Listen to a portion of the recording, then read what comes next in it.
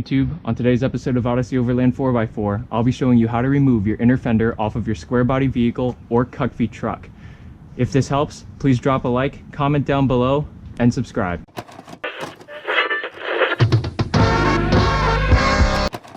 So in the case of this video, we'll be talking about my M1009 CUCV. I know it doesn't look like one, but indeed it is. You can see that I have extra brackets here for the dual battery tray, which if you have a civilian one, I don't believe you have these.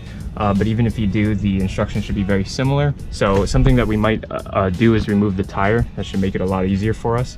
And also be able to remove all the bolts that go around the edge. And I also have 2 bolts here, a couple bolts here that retain the extra battery tray, some that go in here into the cab, and we'll be on to the next step.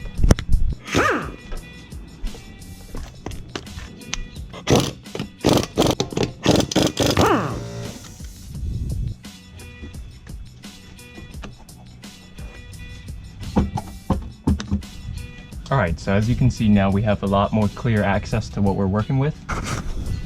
I'm going to be removing all the bolts that you can see. We got 3 on this side. Looks like we've got 1 here, 1, 2, 3, 4, 5, 6, 7 that go along that side. With the hood popped open, in the case of the CUCV, you can see here that we have the dual battery trays like I mentioned. That's a lot of weight that's going to be on the inner fender. So I would highly recommend removing both of these batteries. In my case being 2 Group 31 batteries weighing about 65 pounds each, that's going to be essential. So let's get to that.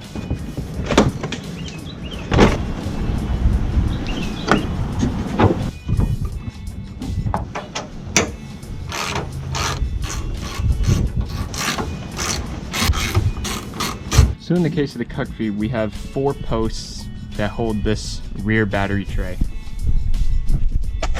which is located right here, here, here, and here. So we're going to remove these, and then you'll be able to remove the rearmost battery tray. As you can see, there are also 2 bolts here. That's on that side, and then you'll be removing this and this to be removing the front battery tray.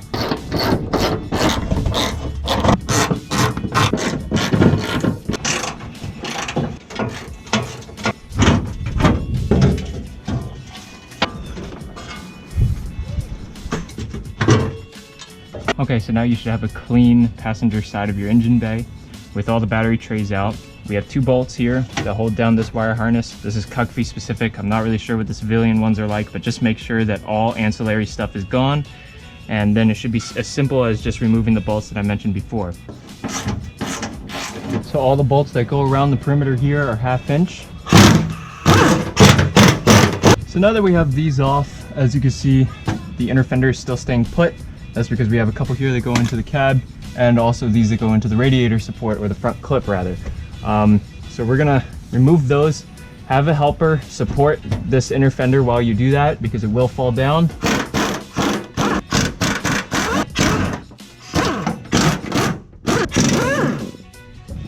All right, so with all the bolts gone, the fender should be able to be dropped now.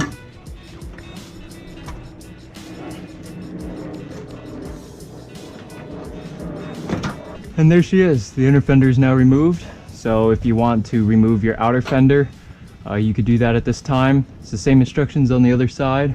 I really hope this helped, and thanks for watching.